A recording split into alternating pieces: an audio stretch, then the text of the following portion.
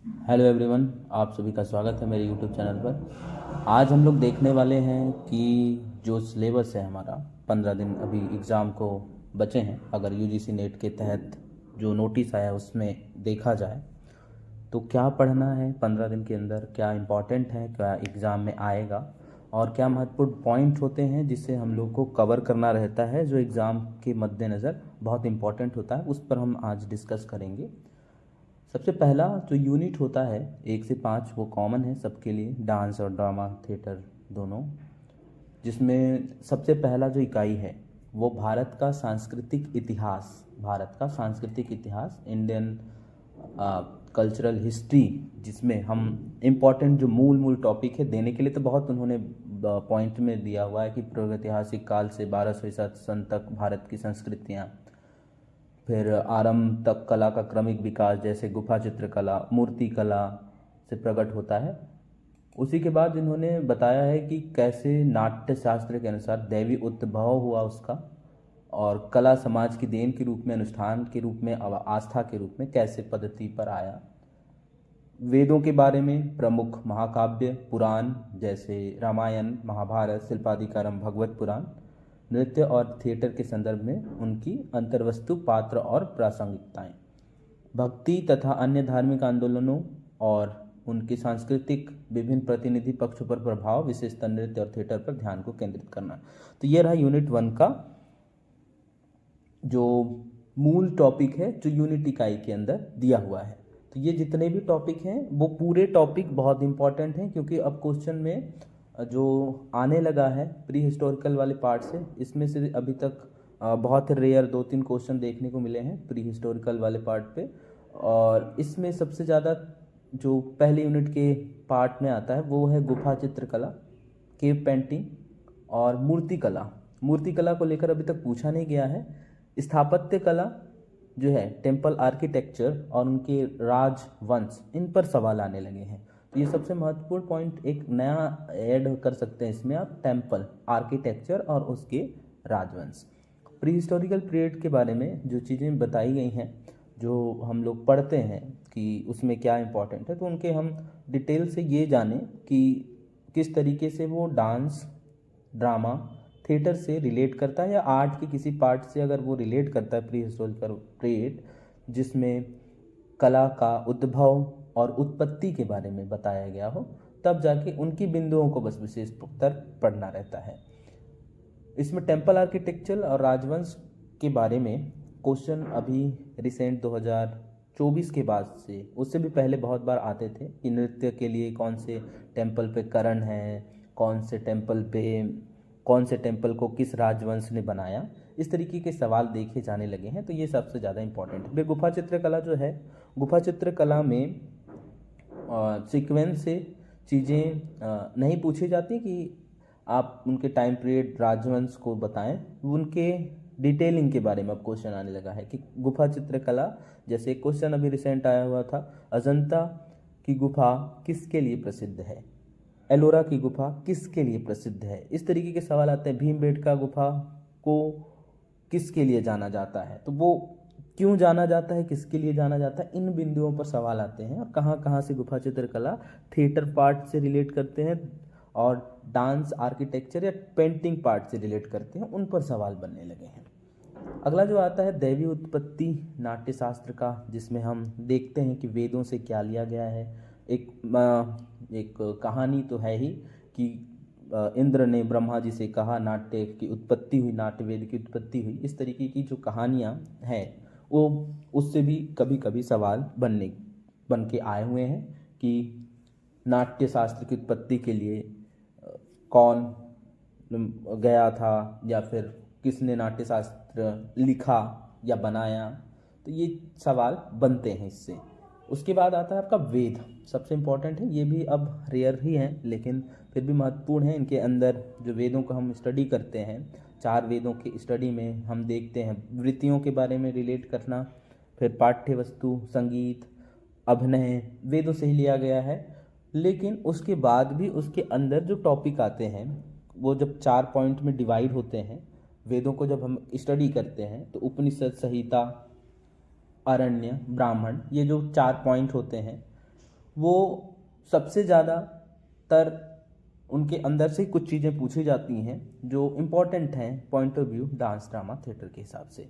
फिर आपके पुराण है महाकाव्य, जिसमें रामायण महाभारत तो आते ही हैं, साथ में अलग अलग भारत अलग अलग राज्यों का संगठन है जिसमें विविधताएं हैं अलग, जहाँ पर भाषाओं का अलग तरीके से रामायण में इस्तेमाल है। हर एक राज्य में भाषा में रामायण का अपना एक रूप है, उसके ऊपर भी सवाल बन जाते हैं कभी कभार। महाभारत को लेकर और रामायण को लेकर चरित्रों को भी पूछा गया है, ज़्यादातर चरित्रों के बारे में ही आता है। शिल्पाधिकारम के भी चरित्रों को लेकर ही चर्चा की जाती है। भगवत पुराण में ज़्यादा कुछ स्टडी करना नहीं रहता आपको, भगवत पुराण के डिटेलिंग को जानना रहता है कि भगवान ने किस तरीके से अवतार लिए, 12 जो उनके 10 अवतार के बारे में, और पुराणों के बीच में जितने भी पुराण हैं भगवत पुराण किस क्रम में आता है, तो इस तरीके की चीज़ें रिलेट करनी रहती हैं। उसके अंदर जो पात्र हैं रामायण महाभारत और शिल्पाधिकारम के, वो ज़्यादातर पूछे गए हैं, अक्सर पूछे जाते हैं, तो ये इम्पोर्टेंट बिंदु बनेगा। इसमें भक्ति आंदोलन जो है उसमें से अभी तक जो सवाल बन के आए हैं वो बन के आए हैं संतों के बारे में। जो भक्ति संत हैं उन्होंने क्या काम किया और किस भक्ति धारा से जुड़े हुए थे, और उनके द्वारा भक्ति आंदोलन में किस तरीके से ड्रामा और थिएटर में आंदोलन देखने को मिला कि वो किस तरीके से वहाँ के फोक थिएटर फॉर्म को अपने भक्ति आंदोलन का जरिया बनाए। तो महत्वपूर्ण बिंदु यूनिट 1 के हैं जिसमें से सवाल अधिकतर बनते हैं, तो ये आपके कवर होने चाहिए जिससे आप एग्ज़ाम में आसानी से नंबर अचीव कर सकते हो। दूसरा जो यूनिट दिया हुआ है, इसमें दूसरा यूनिट दिया हुआ है भारत में लोक तथा पारंपरिक थिएटर का स्वरूप। भारत में लोक तथा पारंपरिक थिएटर का स्वरूप, तो ये थिएटर की बात नहीं करेगा, इसमें आपके डांस वाले पार्ट सबसे ज़्यादा आते हैं। पारंपरिक नृत्य, थिएटर के विभिन्न रूप, साथ में इसको हम डिवाइड करते हैं जनजातीय और लोक परंपराएं। जनजातीय, लोक, पारंपरिक और ये शास्त्रीय, 4 शब्द हैं। जनजातीय, लोक, पारंपरिक और शास्त्रीय, इन्हीं बिंदुओं पर सवाल बन के आते हैं। अभी एक सवाल आया था, पारंपरिक रूप से पारंपरिक थिएटर के रूप में जाना जाता है या पारंपरिक रंगमंच के रूप में जाना जाता है, लोक रंगमंच है, या फिर जनजातीय रंगमंच के रूप में जाना जाता है, जनजातीय नृत्य कौन सा है। इस तरीके के सवाल बन के आते हैं जिसकी समझ आप सभी को होनी चाहिए। तो ये डिवाइड होते हैं, जनजातीय नृत्य जो है जहाँ जहाँ पे जनजातियाँ पाई गई हैं उनके साथ उनके folk dances, folk theatre form, और उसी में लोक जो कंटिन्यूटी पर है, जो लोक पर है, जो एक विशेष समुदाय जनजाति से हटके एक क्षेत्र से संबंधित है। पारंपरिक ट्रेडिशनल जिसको कंटिन्यू हर ईयर बनाया ही जाता है, और शास्त्रीयता जिसे मान्यता प्राप्त है संगीत नाट्य अकेडमी से शास्त्रीयता के रूप में। तो 9 शास्त्रीय डांस हैं, उस पर बहुत ज़्यादा सवाल बनते हैं और उनके बारे में डिटेलिंग से आपको अध्ययन करना है। जनजातीय और लोक थिएटर पारंपरिक जो नृत्य हैं उन्हें भी देखना रहता है। नृत्यों के बारे में कोई निश्चित पैमाना नहीं होता, नृत्य कहीं से भी आ जाते हैं लोक नृत्य का, तो उसके लिए आप बेसिक जो इम्पोर्टेंट नृत्य हैं अपने अपने क्षेत्र के, राज्यों के, उनके बारे में इसमें अध्ययन करते हैं। अगला पॉइंट दिया हुआ है, इसमें साफ साफ मेंशन किया गया है कि नाटकों के रूपों का, जैसे कुडियट्टम कहाँ प्रस्तुत होता है, कौन से वाद्य यंत्र बजाए जाते हैं, वस्त्र क्या रहते हैं, प्रस्तुति के क्रम क्या होंगे, यक्षगान, भागवत मेला, तमाशा, रामलीला, रासलीला, भवाई, नौटंकी, जात्रा, लाई हरोबा, थेरुकुत्तु, थय्यम, अंक्या नाट, पंडवानी, चिंदू भागवतम, भाण जश्न तथा अन्य का परिचय। तो ये परिचय तो रहेगा ही, साथ में इसमें प्रयोग होने वाले संगीत साजों और वेशभूषाओं के प्रति जागरूकता।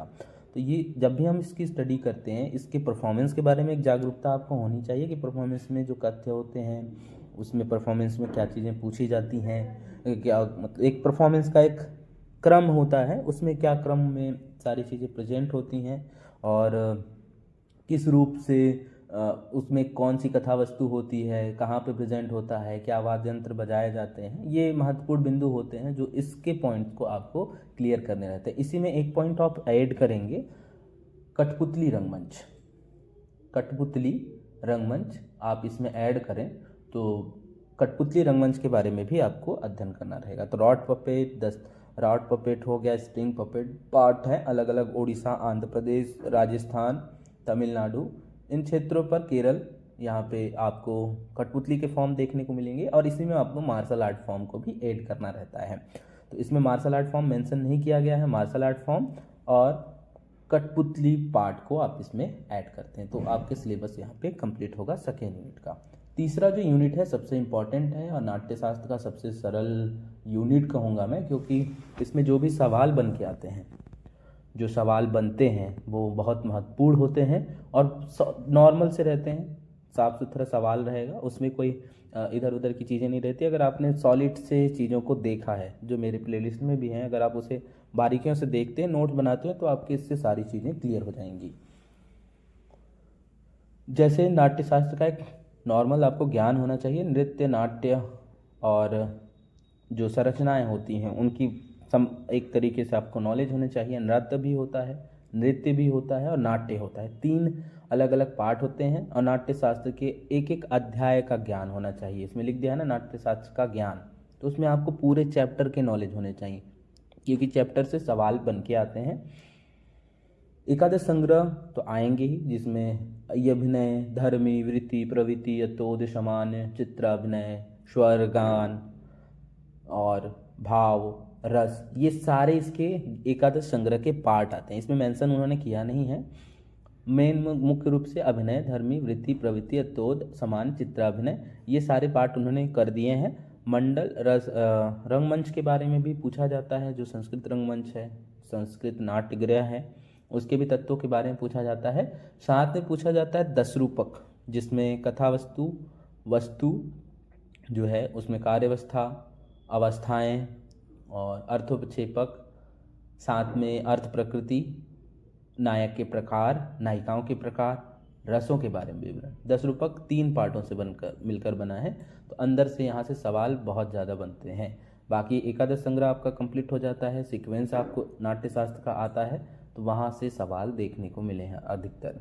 यहाँ पे नाट्य ग्रह का भी सवाल जो है वो ज़्यादातर देखने को मिला है, उसकी संरचना, प्रकार, विभिन्न तत्व किस प्रकार से सम्मिलित होते हैं एक रंगमंच में, उसमें रंग शीर्ष, रंगपीठ, मतवारणी, ये जो क्रम होता है कितने बाय कितने का होता है, वो सारी चीज़ें आपको पता होना चाहिए। पूर्व विधि से भी बहुत बार सवाल बनते हैं, सीक्वेंस उनके पूछे जाते हैं, पर्दा के पीछे, यवनिका के बाहर, तो ये भी आपको अच्छे से आना चाहिए। इस प्रकार नाट्यशास्त्र का ये जो पॉइंट है वो आपका कंप्लीट हो जाएगा। इसमें आपको दूसरी चीज़ों को देखना नहीं रहेगा, इसके बेसिक पॉइंट आपको क्लियर होने चाहिए, शॉर्टकट नोट्स होने चाहिए जो आपको एक बार में सारी चीज़ें याद करा दें। कवर करना पूरे सिलेबस को इम्पॉर्टेंट रहता है, कहीं से भी कुछ भी सवाल बन जाएंगे। जैसे अभिनय की बात मैं करता हूँ तो आंगिक अभिनय, वाचिक अभिनय, आहार्य अभिनय, सात्विक अभिनय, अब ये सारे अंदर से पार्ट जितने आते हैं वो भी अपने आप में बड़े पार्ट होते हैं। आंगिक अभिनय के बारे में अगर हम देखते हैं तो आंगिक अभिनय भी शरीरज मुख चेष्टाकृत वाले पार्ट से बनता है, उसके अंदर भी बहुत सारी क्रियाएं हैं, क्रम है, शीर के भेद क्रम है, बहुत सारी चीज़ों को अध्ययन करना पड़ेगा अंदर से। धर्मी 2 प्रकार के हैं, दैवी लोक धर्मी और नाट्य धर्मी, वृत्ति, प्रवृत्ति, तो ये सबके प्रकारों को जब आप अध्ययन करेंगे तो ये बड़ा ही हो जाएगा रहने के लिए, लेकिन उसे पॉइंट बाय पॉइंट अगर आप लिखते हैं तो आपके लिए बहुत ही महत्वपूर्ण होगा। चैप्टर नॉलेज आपको होना ही चाहिए, एकादश संग्रह नॉलेज भी आपको होना चाहिए।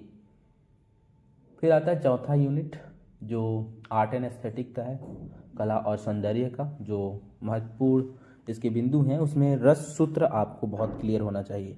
रस सूत्र के बारे में जो सवाल बन के आते हैं वो नॉर्मल से ही सवाल बन जाएंगे कि रस सूत्र जो है विभाव, अनुभाव, संचारी भाव, संयोग आदि, रस निष्पत्ति, इसमें स्थायी भाव का वर्णन नहीं किया गया है, इसमें सिर्फ विभाव, अनुभाव और संचारी भाव के बारे में भरत मुनि बताते हैं। स्थायी भाव तो निहित होता है पहले से ही, तो इस भरत सूत्र के आधार पे विभाव क्या कैसे होते हैं और अनुभाव के प्रकार कितने हैं, संचारी भाव के पूरे प्रकार आपको पता होना चाहिए। फिर सात्विक जो भाव हो जाते हैं जो आपके अनुभाव के अंदर आते हैं, उसमें से भी सवाल बनते हैं ज़्यादातर।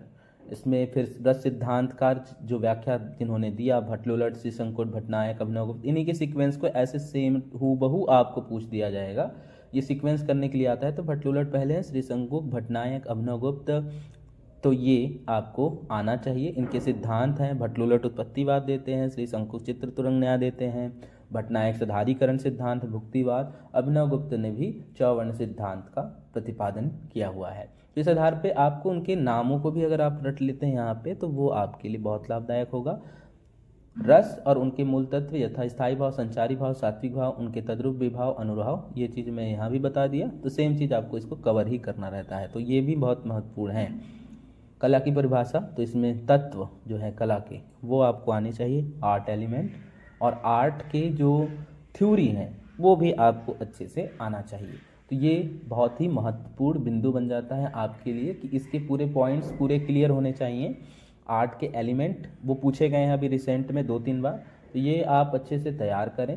फिर आता है इसमें अरस्तु का विरेचन और अनुकरण का सिद्धांत, प्लेटो का और अरस्तु के विरेचन का सिद्धांत, ये ज़्यादातर पूछा गया है। फिर संप्रेषण के रूप में, कल्पना के रूप में, सौंदर्य के रूप में, ये भी कला का परिचय जो है, थ्योरी जो है, अलग अलग महत्वपूर्ण सिद्धांत वो आपको देखने होते हैं। ज़्यादातर इम्पॉर्टेंट है अरस्तु का विरेचन और अनुकरण का सिद्धांत। चौथे यूनिट का जो पॉइंट्स है वो सरल है, छोटा है, लेकिन इसके अंदर अगर आप रसों के बारे में अध्ययन करते हैं तो जो रस हैं उसके देवता, गण और रंगों के बारे में ज़्यादातर चीज़ें पूछी जाती हैं। संचारी भाव किससे रिलेट है, उनके प्रकार कितने हैं, और स्थायी भाव के संचारी भाव कौन कौन से हैं, ये इस तरीके के सवाल आपको देखने को मिलेगा इसमें। फिर आता है 5वां यूनिट जिस पे सब कोई डरते हैं और सबका बहुत डर रहता है इस पे कि हम क्या पढ़ें, कहाँ से क्या आएगा, कैसे होगा तैयारी। तो उस पर मैं बता देना चाहूँगा, ये सबसे पहले इन्होंने मेंशन कर रखा है अपने यहाँ पे कि पूर्वी एशिया, ईस्ट एशिया।